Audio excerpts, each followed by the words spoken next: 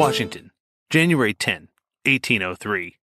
Dear Sir, I have but a moment to inform you that the fever into which the Western mind is thrown by the affair at New Orleans, stimulated by the mercantile and generally the federal interest, threatens to overbear our peace. In this situation, we are obliged to call on you for a temporary sacrifice of yourself, to prevent this greatest of evils in the present prosperous tide of our affairs. I shall tomorrow nominate you to the Senate for an extraordinary mission to France, and the circumstances are such as to render it impossible to decline, because the whole public hope will be rested on you. I wish you to be either in Richmond or Albemarle till you receive another letter from me, which will be written 2 days hence if the Senate decide immediately, or later, according to the time they will take to decide.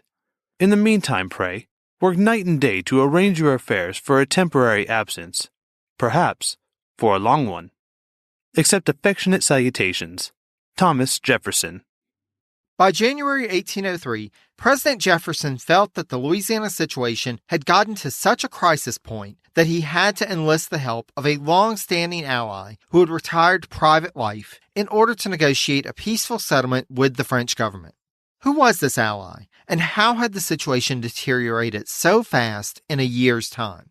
All your questions shall be answered, dear listener. But before that, I'd like to welcome you to the Presidencies of the United States. I'm your host, Jerry Landry. Special thanks to Ben Bernier of the Thugs and Miracles podcast for providing the intro quote for this episode. On his podcast, Ben goes through the history of the monarchs of France, and since I started listening about a month ago, I've been hooked. As with presidencies, Ben is detailed in his research and brings the available sources together to see what we know and don't know about the kings and queens of France, starting with Mirabich, who he dubs, quote, the ghost who spawned a dynasty. Once you get done listening to this episode, be sure to check out Thugs and Miracles by going to the website, thugsandmiracles.com, or by searching for Thugs and Miracles on your favorite podcast source. I'll also have a link on the source notes page for this episode. Before we venture forth, let's take a moment to look at the city of Washington in the District of Columbia. The year 1802 would mark a couple of major milestones for the growing city. Though sales of public lands in the district the year prior had not been as successful as the initial sale back in 1791, the city had 599 habitable houses as of New Year's Day 1802, and rentals were earning their owners a 20% return on their investment on average. New shops and boarding houses had opened, and in 1802, the Potomac Company finished their work on, quote, the locks and canal around the Great Falls above Georgetown. With this new anticipated financial boon, and in recognition of the fact that, as was proclaimed in the pages of the National Intelligencer, quote, no town in the Union has advanced so rapidly, the city of Washington was officially incorporated in May of that year with a 2-year charter that gave the citizens the right to elect members to a city council. The mayor, however, would be chosen by the president, and Jefferson appointed to that post Robert Brent, who was, quote, a representative of the original landed proprietors of the area. Alexandria and Georgetown, though also within the district's borders, retained their own city governments. But, as noted by historian Constance McLaughlin Green, there was a, quote, fierce competitiveness among the three cities. In what may sound familiar to residents of the district in the present day, 2019 as of this recording, D.C. citizens began to complain about the fact that they had no representation in Congress. At that point, they couldn't even vote in the presidential election, and so petitions were sent to Congress for a resolution to the matter. A territorial government for the district was proposed, but objections to that came from Alexandria as they were concerned about being dominated by the part of the district that had originally been part of Maryland. Another proposal was put forward to retrocede the two segments of the district back to Maryland and Virginia respectively, or possibly just Alexandria and Georgetown. But again, as will likely sound familiar to 21st century residents of the district, little came of the proposals. Though they could not elect their president or mayor, there was at least a little consolation for the residents that Washington was in fact a city and had an elected city council. Surely the other matters would be resolved soon, and D.C.'s status within the Union would be clarified in a couple of years, right? Right? The attention of those in Washington, and in particular in the government, was not just on local matters in 1802, as much was transpiring out in the world that could potentially impact the U.S. French First Consul Napoleon Bonaparte had begun to implement his new colonial policy, which included installing new administrators in key colonies, yet again imposing different laws on the colonies than those which governed the metropole of France, and reintroducing slavery into the colonies. In smaller colonies like Guadeloupe, where slavery had been abolished in 1794, the new French policy was more overt. But in colonies like Martinique, which had been captured by the British and in which slavery had never been abolished, return to French possession just meant business as usual. Saint-Domingue, however, required a different approach. With General Leclerc and his expedition came Governor-General Toussaint Louverture's two sons with a letter from Napoleon. The first consul had assured the young men that Leclerc's force, quote, was meant only to strengthen the military forces there. And in his letter to Louverture, Bonaparte wrote that, though there were, quote, many good things in the new Constitution of Saint-Domingue, it did contain some provisions, quote, that are contrary to the dignity and sovereignty of the French people, of which Saint-Domingue is only a part. The message Napoleon had given to Leclerc, however, was quite different. Leclerc was instructed to implement a three-stage operation to take out Toussaint. First, areas of opposition were to be targeted. Toussaint's rival, André Rigaud, who had been exiled after Toussaint defeated him for control of Saint-Domingue, as discussed in episode 2.21, was also accompanying the Leclerc expedition back across the Atlantic and would be used to make contact with the, quote, enemies of Toussaint in places like Morlaix-Saint-Nicolas. Leclerc would also work to rally support in the previously Spanish portion of the island, Santo Domingo, the modern-day Dominican Republic. Phase 2 involved approaching Toussaint and his primary supporters and convincing them to hand over power. If they did so willingly, they would be granted safe passage into exile and, quote, would retain their ranks in the French army. After that, Phase 3 would go into immediate action. Leclerc was instructed to, quote, in all points of the colony, arrest all suspicious men who hold positions of no matter what color, and deport at the same instant all the black generals, whatever their habits, their patriotism, and the services they have rendered. Do not allow any blacks having held a rank above that of captain to remain on the island. With their leadership gone, the colony would easily be brought back into submission, or so Napoleon believed. Historian Laurent Dubois, in his History of the Haitian Revolution, noted that, quote, it is difficult to know whether Bonaparte intended to reestablish slavery in Saint-Domingue when he dispatched the Leclerc expedition. However, considering that his aim was to reestablish Saint-Domingue as a viable and profitable colony, something that even Louverture had not been able to figure out another way to achieve than the reestablishment of a pseudo-slavery system, it is quite plausible that such was his intent from the beginning. Timing was important for the expedition. As had been experienced by French troops along with British and Spanish forces during the military actions in the Caribbean in the 1790s, beginning in April, quote, the climate of the colonies became very dangerous for European troops who were not acclimated to it. If Leclerc could not secure Saint-Domingue by April, it may mean that Napoleon would have to accept the reality of an independent Saint-Domingue led by Toussaint. Events, however, would work out so that Leclerc's expedition was able to depart from France in December, and by late January 1802, the ships were off the eastern coast of Hispaniola. Soon after, the plan was put into place. Troops were sent to the major port towns, which would then work their way out into surrounding lands. Leclerc led the ships carrying troops to Le Cap and arrived off the coast on February 3rd. Once there, he reached out to the commander-in-chief of the town, General Henri Christophe, explaining that his purpose was solely, quote, to defeat any rebels in the colony, and had a message from First Consul Napoleon read aloud to the citizens of the city by the mayor of Le Cap, reiterating that point and warning that any who opposed General Leclerc would be considered a quote-unquote traitor to France and would face the, quote, rage of the Republic. Yeah, no, this really didn't convince anyone, and French troops were fired upon as they were disembarking near the city.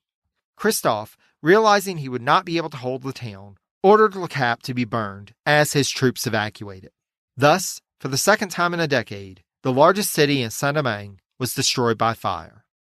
Now, it's outside of the scope of this podcast to go into all the details of this period in the Haitian Revolution, especially as it's already been covered so well by Mike Duncan in his Revolutions podcast. But the important thing for us to know is that Louverture's initial response was to fight. He quickly found, however, that his support in facing down the French troops was not quite as strong as he would have liked. The commander at Port-au-Prince surrendered without a fight to the French, as did forces in the south. Despite the guerrilla-style warfare employed by Louverture's forces, which Leclerc and his expedition were not used to, French troops continued to advance as winter gave way to spring.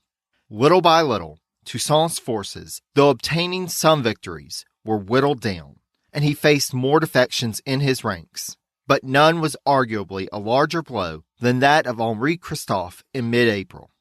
Despite the fact that Christophe had been the one who initiated the conflict against Leclerc, within a couple of months he had become convinced that it was a lost cause.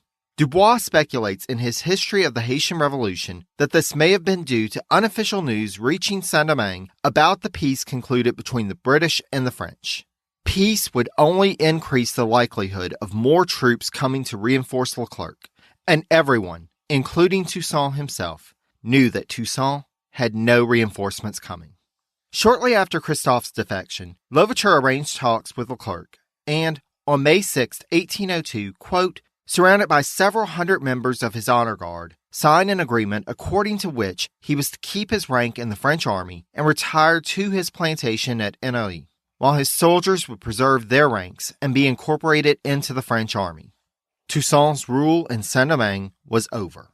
If you'll indulge me for a moment, dear listener, while we're not finished with our discussion of Saint-Domingue, in fact, far from it, I'd like to take this opportunity to carry forward to the end of Toussaint Louverture's life, as his time as an active influencer of events is at an end, and we don't have long to go to reach his end. Leclerc, in allowing Toussaint to retire to his plantation, had not carried out a key portion of Napoleon's orders, but it quickly became apparent that Toussaint had to go. The surrender of Louverture's troops had not ended resistance in Saint-Domingue, and as the temperatures climbed in the spring and early summer, so too did the tensions. Leclerc, feeling that Toussaint was directing rebels through secret contacts, decided in early June that the time had come to fully implement Phase 2 of Napoleon's plan. On June 6th, Toussaint was lured to a meeting by some French officers and was arrested. One of the officers reportedly quipped to Louverture, quote, "You are now nothing in Saint-Domingue. Give me your sword." Louverture, his wife, his sons, and a niece were all taken into custody and transported across the Atlantic to France. Toussaint would end up in prison at Fort de Joux in the Jura Mountains of France, where he would die in his cell of apoplexy and pneumonia on April 8, 1803. As he boarded the ship at Gonaives that would lead him to his imprisonment and death, he was reported to have said, quote, "In overthrowing me, you have cut down in Saint-Domingue only the trunk of the tree of the liberty of the blacks. It will grow back from the roots because they are deep and numerous." This promise is perhaps Toussaint Louverture's greatest gift to the history of Haiti and the world.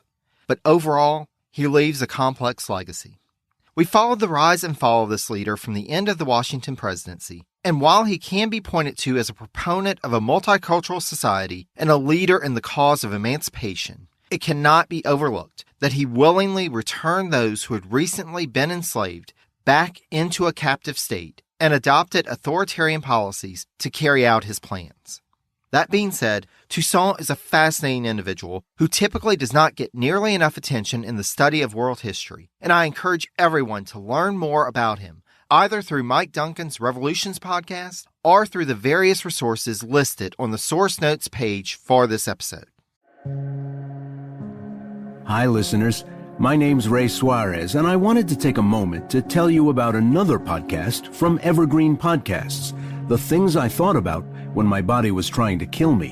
In this podcast, I share with you a personal story over the several months where I had to think hard about the end. Join me, Ray Suarez, as I journey through this battle with cancer on my new podcast. Listen to The Things I Thought About When My Body Was Trying to Kill Me by following us on your favorite podcast app today. Even before Toussaint's downfall, however, the Jefferson administration had already begun laying the groundwork for negotiations over Louisiana. As we discussed last episode, Jefferson had given assurances to French chargé d'affaires Louis-André Pichot in July 1801 that the U.S. would not interfere in any operations that the French might undertake to secure control of Saint-Domingue, thereby allowing the Leclerc expedition to proceed unhindered. As noted by Jefferson biographer Dumas Malone, quote, having convinced Pichon of his excellent dispositions toward the French, he, Jefferson, was in position to speak candidly about the effect the taking of Louisiana would have on the relations between the two countries. By the beginning of 1802, he was telling the chargé that the result would be, at the First European War, a rupture between the United States and France, and an alliance between the former and Great Britain. Also, he was saying that the French could remain in Louisiana only so long as the Americans would permit. As we'll see, Jefferson made a point of coupling his threats with a reminder that he was very fond of France and that the cordial sentiment was shared. Indeed, in February 1802, he learned that he had been elected as a member of the prestigious Institut National de France, a unique honor granted to him. In his lifetime, Jefferson would be the only American by birth and residence elected to the institute. However, the newfound French colonial ambitions posed a major threat to the United States, and for an administration that had just spent the good portion of a year cutting the size of its military forces, the two-pronged approach of tough talk and an expressed willingness to negotiate was really the only viable approach. Soon, reports were heading back across the Atlantic, not just from Pichon, but also from the British chargé d'affaires Edward Thornton, that government officials as well as citizens in general in the U.S. were talking about the threat of a French-controlled Louisiana and that such a situation would likely drive the U.S. into a stronger alliance with Britain. This was only a start, however, for, as noted by Malone, quote, at this stage, Pichon was doubtful of the political success of the administration, while Thornton believed that its domestic policies would weaken the country, thus making the friendship of the United States less important to the British and its enmity less formidable. Secretary of State Madison would help to buttress the president's efforts by painting a picture of the facts of the situation in the Mississippi Valley for Pichon to then convey to his government. American citizens were increasingly migrating further west, strengthening U.S. claims and authority in the region. Meanwhile, if the French engaged in further conflict in Europe, as they were expected to do, it, quote, would leave French possessions in the New World at the mercy of restive slaves, expansive pioneers, American food producers, and the British Navy.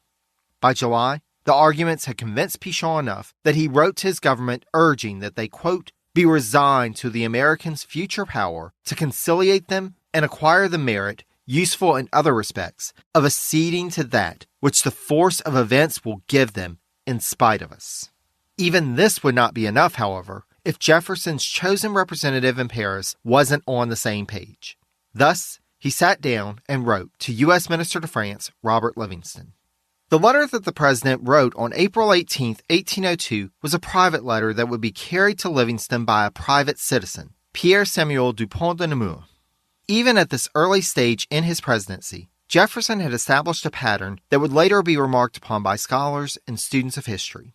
Madison would communicate with diplomats abroad, quote, with traditional diplomatic caution and restraint, while Jefferson would send private letters in which he, quote, spoke more freely, more experimentally, and at times more violently. As this was a private letter, it was not part of the administration's official correspondence, and thus did not have to be communicated to Congress should they request official instructions sent to Livingston.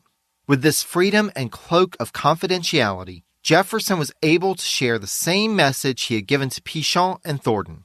While he felt an affinity towards France and wanted to find a peaceful solution, French control of Louisiana would not be tolerated by his government, and if it went through, they would be left with no choice but to form an alliance with Great Britain. When Jefferson sent this letter to Dupont for him to bring to Livingston in Paris, he invited Dupont to read it. If the name Dupont sounds familiar to you, it's likely because you're familiar with the company that this Dupont's son would found and which carries on to this day. To understand why Jefferson chose Pierre Samuel Dupont to carry this letter, we need to understand a little about Dupont's history. Pierre Samuel Dupont de Nemours was born in Paris in 1739 and early on in his life began to research and write about economics. He He eventually became an economic advisor to the Director General of the Royal Treasury, and in 1786 was appointed as Counselor of the State by French King Louis XVI. Despite his close ties to the French government, Dupont supported the early phase of the French Revolution and transitioned into the French National Assembly, where he aligned with the moderate Girondists. Once the Jacobins under Robespierre took power, Dupont came under suspicion and was arrested in June 1794. He managed to escape the threat of execution and, with his release at the end of the Reign of Terror, was chosen to join the Council of Ancients in the Directory government in 1795. With the coup of 18 Fructidor, however, Dupont found himself under arrest again. Though this arrest only lasted a night, the uncertainties of the French Revolution prompted Pierre and his family to consider immigration, and they stepped foot on American soil on January 3, 1800. As with many who flee their country out of fear, it seems that Pierre and his wife Françoise longed for home and, with the stability offered under Napoleon's regime, had decided to return to France. With Dupont's connection to officials high up in the consulate government, Jefferson saw an opportunity to enlist possibly an even more valuable ally than his own diplomatic representative. He soon learned, however, that Dupont saw things in a different light. Dupont wrote back to Jefferson rather aghast at Jefferson's threats in his letter to Livingston. While he agreed with Jefferson that free navigation of the Mississippi River had to be secured, he didn't understand why French possession of Louisiana meant that the U.S. should align itself with the hated British. Surely the U.S. could work out an agreement with France, the U.S.'s ally since the Revolutionary War.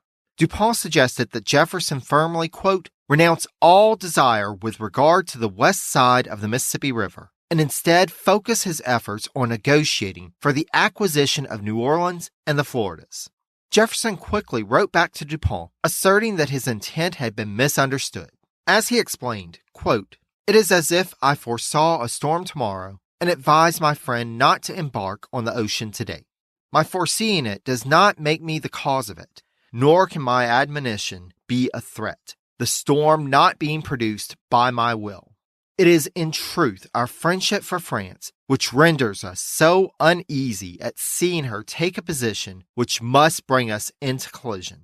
He also wrote another short note for Livingston as the final part of his correspondence before departing the president's house for Monticello, and exclaimed that, quote, I've got further into this matter than I meant when I began my letter of April 18th, not having deliberately intended to volunteer so far into the field of the Secretary of State, who will go on with the subject hereafter as heretofore. I do have to admit, Jefferson playing the role of both good cop and bad cop is a rather interesting setup, but it was the tightrope that he had to walk in what he saw as the best interest of the nation. With his first congressional session wrapping up that spring, Jefferson departed on May 5th for Monticello. For someone who longed for an idea of home and family, his separation from his daughters was difficult, as evidenced by his frequent request that Martha and Maria join him in Washington. Beyond just the fact that they both had families and households of their own to maintain, Maria admitted in a letter in late January 1802 that, though, quote, it would make me most happy to go to Washington to see you, but I've been so little accustomed to be in as much company as I should be in there, to receive the civilities and attentions which as your daughter I should meet with and return, that I am sensible it is best for me to remain where I am. Though she had traveled to England and France as a young girl, for the most part, Maria's life was spent on plantations in Virginia. She was not accustomed to cities and to life in the spotlight away from home. Jefferson, however, argued in his reply to her that, quote, I observe your reluctance at the idea of that visit, but for your own happiness must advise you to get the better of it. I think I discover in you a willingness to withdraw from society more than is prudent. I'm convinced our own happiness requires that we should continue to mix with the world and to keep pace with it as it goes, and that every person who retires from free communication with it is severely punished afterwards by the state of mind into which they get, and which can only be prevented by feeding our sociable principles. Part of the reason for his trip in May was the hope that he would be bringing his daughter Martha and her family back to Washington with him, with all of them then returning to Monticello in August.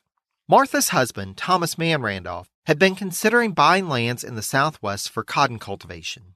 Randolph's initial thought was in the Mississippi Territory, but Jefferson had worked to dissuade him, urging him to instead consider lands in Georgia. And the president even arranged for congressmen from Georgia to stop in Albemarle to talk with Randolph about prospects there while on their way home from the congressional session. However, as Randolph's plans for a scouting trip down to Georgia while Martha and the kids were up in Washington ultimately fell through, and a bout of measles started in Albemarle, something which Martha saw as a boon as she wanted the children to be exposed to measles to make them immune to it, Jefferson returned back to the president's house for the late spring and early summer without them. Jefferson and his secretary, Meriwether Lewis, had settled into life at the president's house by this point. Jefferson spent a good deal of his day while there in his office, which was in the space of what is now the state dining room of the White House. As described by historian William Seal, quote, "Tall and generously proportioned, the office had fireplaces east and west and was flooded with daylight through tall south and west windows. The president had an unobstructed view down the Potomac to Alexandria and a secondary view to the west of the War Department building. Because the room was private, known really only to his cabinet and his secretary, it aroused curiosity in its time. For the duration of his presidency, the room was the center of his life. In the light from its tall windows, he wrote his letters and studied his maps. On freezing winter days, he labored between two brimming log fires, abjuring in this private place the costly coal he had introduced elsewhere in the house. In the summertime, with the windows open, he might have been in a treehouse, so lofty and green were his views, and so remote was this corner room from other human activity." For the management of the house, Jefferson relied upon his steward, Etienne Lemaire. Little is known about him, but as he would manage the president's house from the time Lemaire was brought on in 1801 through the end of Jefferson's tenure of office, it seems that the president was pleased with his management. From the oval room in the basement that served as his bedroom as well as his office, Lemaire was responsible for the care of everything in the house, from the larger furnishings down to the silver, tablecloths, and napkins. It would be Lemaire who would have to work out issues of fuel for the fireplaces, a particular headache since there was little firewood to be had in the Washington, D.C. area.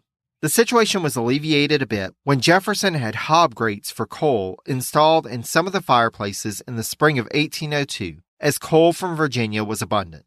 Lemaire would manage the procurement and inspection of food and was responsible for ensuring the safe storage and keeping of Jefferson's renowned collection of wine.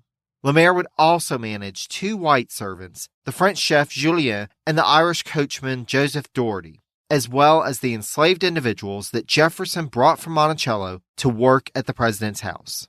Seal, in his History of the White House, comments that the enslaved individuals were, quote, troublesome, probably because they did not like taking orders from the Frenchmen. But a more likely explanation is that, like the people who Washington enslaved and brought with him to Philadelphia, these individuals did not appreciate being separated from their families and forced to labor against their will in an unfamiliar place for someone who was a stranger to them. Further, unlike those enslaved by Washington, there was no 6-month rotation system for these individuals, as slavery was legal in the district along with the surrounding states.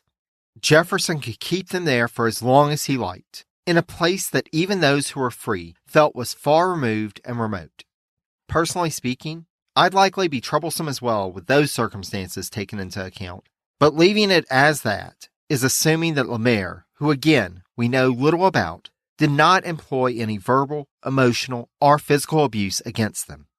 That, dear listeners, is a big assumption, and not one I'm willing to make. Jefferson returned to Monticello in August 1802 as planned for his longer stay. Whereas the president's house was more sparsely populated, Monticello was filled with Jefferson's family and friends. We have a description of the environs from one of his visitors during this time, Miss Thornton, the wife of the designer of the U.S. Capitol. The Thorntons accompanied Secretary of State Madison and his wife Dolly to Monticello to visit Jefferson, and Mrs. Thornton described that, except for her mother, who continued on to the house with assistance, the rest of their party, which included Dolly's sister, had disembarked from their vehicles at the foot of the mountain and proceeded up, quote, 3/4 of a mile through the woods on foot, while the lightning flashed, to arrive at Jefferson's home, quote, shortly before the breaking of a thunderstorm. As it had been for a while, the house was under construction. Quote, going through a large unfinished room, lighted by a dull lantern and with loose planks on the floor, they entered a large room with a small bow room separated from it by an arch. The company were seated at tea, part of them in the unlighted larger room, and Mrs. Thornton described the experience as, quote, irregular and unpleasant. When it came time to retire for the evening, Mrs. Thornton described in her diary how, quote, we had to mount a small ladder of a staircase about 2 feet wide and very steep, with the beds fixed up in recesses in the walls, the windows square and small, turning on pivots. Everything has a whimsical and droll appearance. In addition to the 6 in the Madison Thornton party, at Monticello at the time was Jefferson, both of his daughters and their families, including their husbands, Jefferson's brother Randolph, Thomas Mann Randolph's sister Virginia, Jefferson's former Secretary William Short, and 4 others. For an incomplete house, it was packed to the gills. As we've seen, that was how Jefferson preferred his household. But there was also one other detail worth noting that Mrs. Thornton observed. Like with the president's house, Jefferson had his suite, his bedroom and library, always locked so that, quote, he could be assured of freedom to devote himself to important matters. His wing of the house had to be regarded as a sanctuary, and so apparently it always was. Presumably, it was finished by this time, so far as carpentry was concerned. One of Jefferson's greatest desires since assuming residence in the president's house was within grasp upon this trip, as it had been agreed that his family, which had gathered around him at Monticello, would follow him back up to Washington for the winter. He would, however, need to go back earlier, with Jefferson leaving the comfort of Monticello in the early fall, arriving back at the president's house on October 4th. Upon his return to Washington, he was faced with a new foreign crisis, as another North African nation had declared war on the United States. The naval blockade of Tripoli had initially gone well, with American diplomats in Europe offering European powers without treaties with Tripoli protection for their Mediterranean commerce. However, as Tripolitan Admiral Murad Reis got a better understanding of the limitations of the American ships, his forces began to threaten U.S. merchant ships and break through the blockade with more impunity. Dale's squadron was swapped out for a second squadron composed of 5 frigates under the command of Captain Richard Morris in spring 1802.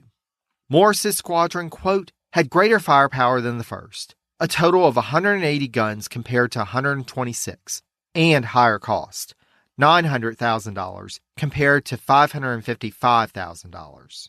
Shortly after beginning their mission in the Mediterranean, however, the forces levied against Morris's squadron would increase. Following the refusal of a request made by Morocco for permission to pass through the American blockade to convey a shipment of wheat to Tripoli, Moroccan Sultan Moulay Suleiman declared war against the U.S. and issued orders for Moroccan cruisers to engage the American frigates in battle. As noted in episode 1.30, the U.S. had enjoyed a peaceful relationship with Morocco for decades, with the two having concluded a treaty back in 1787, so this was a serious shift in the United States' standing in the Mediterranean. Tensions further heightened with new threats from Algiers and Tunis, and to make matters worse, as European powers began concluding new treaties with Tripoli and sending them tribute payments, the Tripolitan Navy was able to acquire even more ships and firepower to take on the U.S. naval squadron. Captain Morris wrote back to Washington urgently requesting assistance, and Jefferson discussed the situation with his cabinet in October. They ultimately decided to open up negotiations with Morocco, and the U.S. consul to Morocco, James Richard Simpson, was instructed to begin peace negotiations. Though he was expressly forbidden to agree to the payment of an annual tribute, Simpson was authorized to negotiate a one-time payment of up to $20,000 in order to secure a peace treaty. As the Jefferson administration dealt with tensions to the east, they had little way of knowing that an even larger international problem was developing to the west. You remember how I've been saying that the western part of the U.S. in the early 19th century depended on the Mississippi River and, in particular, on having New Orleans open to American shipping? On October 16, 1802, Spanish intendant of the Port of New Orleans, Morales, closed the right of deposit, or the right of storing goods in preparation for export, at the port to American merchants. As news of this new proclamation spread north and east through the U.S., the thought settled into numerous minds in the nation that the situation as it stood was untenable. The settlers and territories of the West couldn't let their fortunes be dictated by the whims of a foreign power. If the West was to remain a part of the Union and thrive, it was clear what had to happen. In the days and months to follow, the resolve strengthened that, be it by diplomacy or war, the U.S. had to have New Orleans. We'll explore the path forward in our next episode, which I'd like to call Making Plans for Monroe. Before we part ways, though, I'd like to say thanks again to Ben of the Thugs and Miracles podcast for providing the intro quote for this episode. I'd also like to give a special thanks to the Itinerant Band for allowing us the use of clips from Jefferson and Liberty for the intro and outro music. Special thanks also to my husband Alex for helping to edit this episode while we were on the road and traveling for the holidays. To find out more about Thugs and Miracles, the Itinerant Band, or this podcast, check out the website at presidencies.blueberry, that's BLUBRRY.com.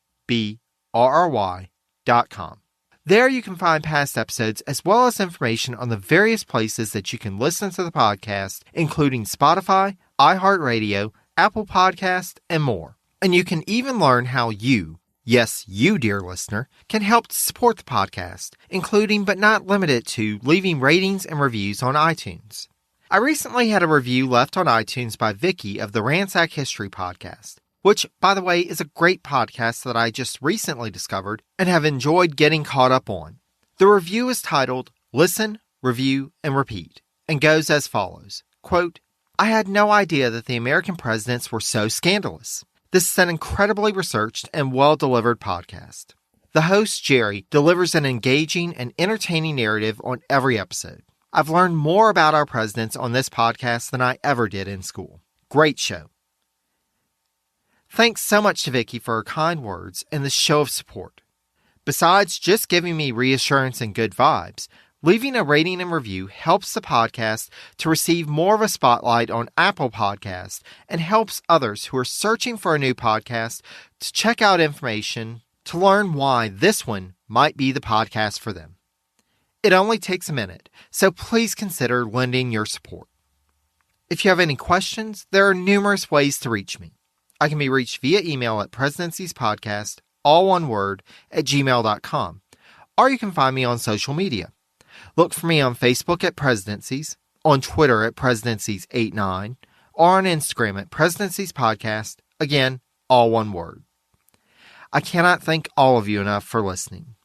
Until next time, take care, dear friends.